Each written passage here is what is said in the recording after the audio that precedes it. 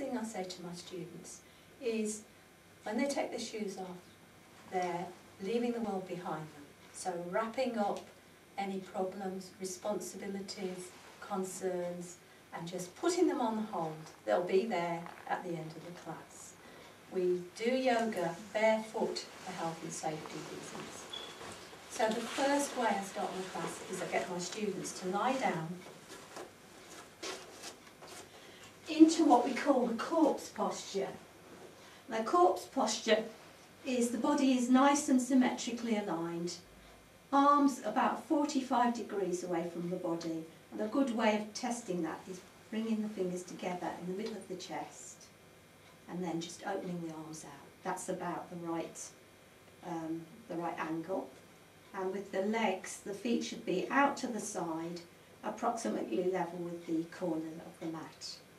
And you can spend a few seconds just adjusting yourself, just feeling the position that's exactly right for you. The head should be slightly tucked in. And this is what we call the corpse pose. And then we start with an initial relaxation. So what we do is systematically go through the body. We start with the right leg, raising it just slightly, tensing the whole leg, and with that an exhalation, just letting it go. Raising the left leg, tense, and let go as you exhale. Raising the buttocks, tensing, exhale, relax the whole of the lower part of the body on the mat. And then we raise the arms. We raise the arms together, and this time you can rotate the arms if you like.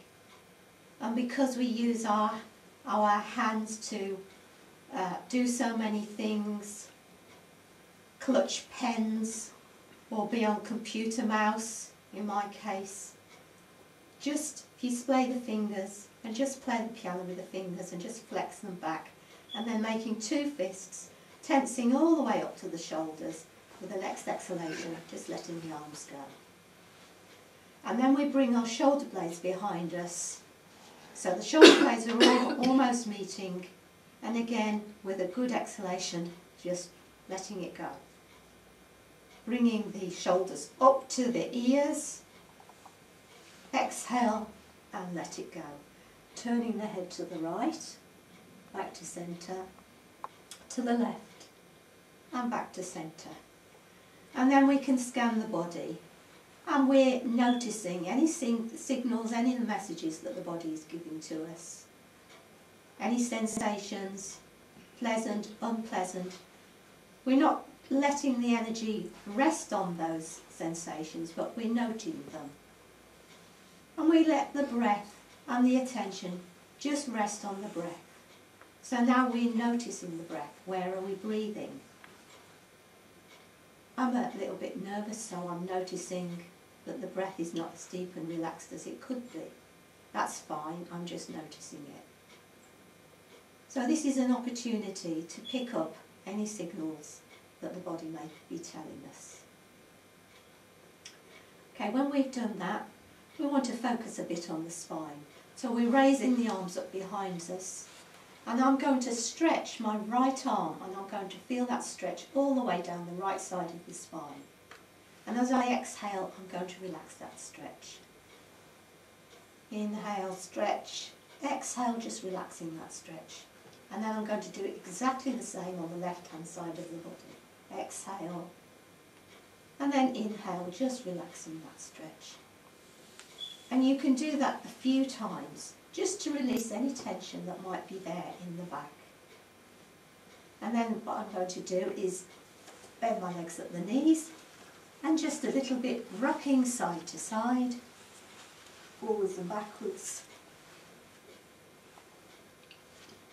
And this is, if you like, insurance, health insurance, if you like, really, because the spine is such an important part of your body.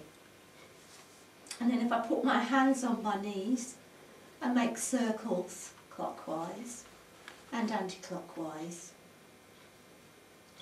and then I can place my hands to support me at the side, and I can choose the angle that I make these circles. And depending on how my back feels I make the circles wider, or I make the circles smaller. And then we have what we call the wind releasing pose. Now this is very good for people that have a tendency towards constipation, for instance, or flatulence. So I'm going to hold my left knee towards me, extend my right leg back on the mat, and as I exhale I'm going to bring my head to my bent knee. I'm going to do that 2 or 3 times, and then I'm going to do exactly the same on the other side.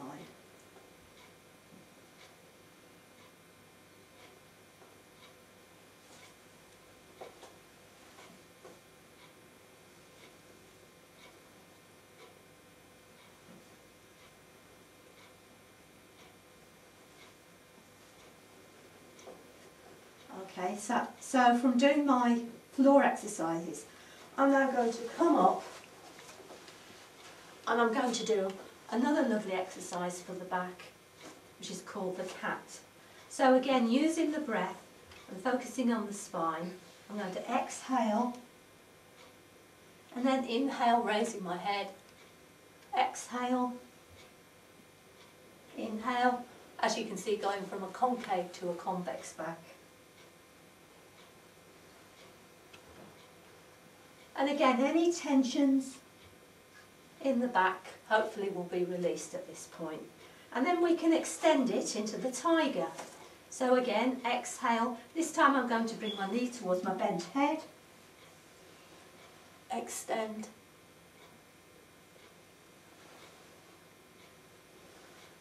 And still be aware of the breath while you do this.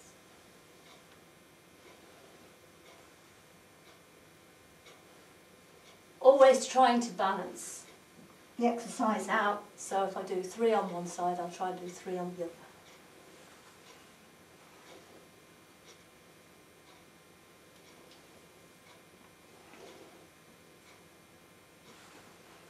Now the next one is my favourite, and this is called threading the needle. And this is a really good if somebody wants to help prevent back problems. I'm going to raise the arm, and as I exhale, I'm going to bring the shoulder down to the mat. Inhale, raise, and exhale, lower. Inhale, raise, and exhale, lower. And again, the same on the other side. It's a good opportunity to notice whether there's any difference between each side of the body.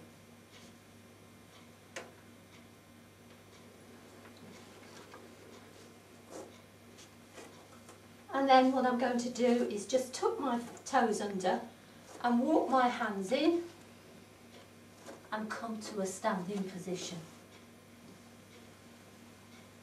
Just roll the shoulders back. Now I'm going to come off the mat for this next exercise, and what I'm simply going to do is put my weight on different areas in the foot. So it's a slight movement of the body. So I'm just putting my weight on my toes, and on the right, on the heel, and on the left, just in a circular motion. And what we've got is we've got nerve endings from the feet all the way through the body, if anybody's heard of reflexology. So I'm using this opportunity to stimulate those points in the feet. And then I'm going to do the tree. The tree is probably an exercise that if anybody's heard anything about yoga, they probably know about. So the trick to doing this tree exercise is to focus at eye level on something that's not moving. And I'm going to prepare for it by just bending my right leg. So now the weight is on my left leg.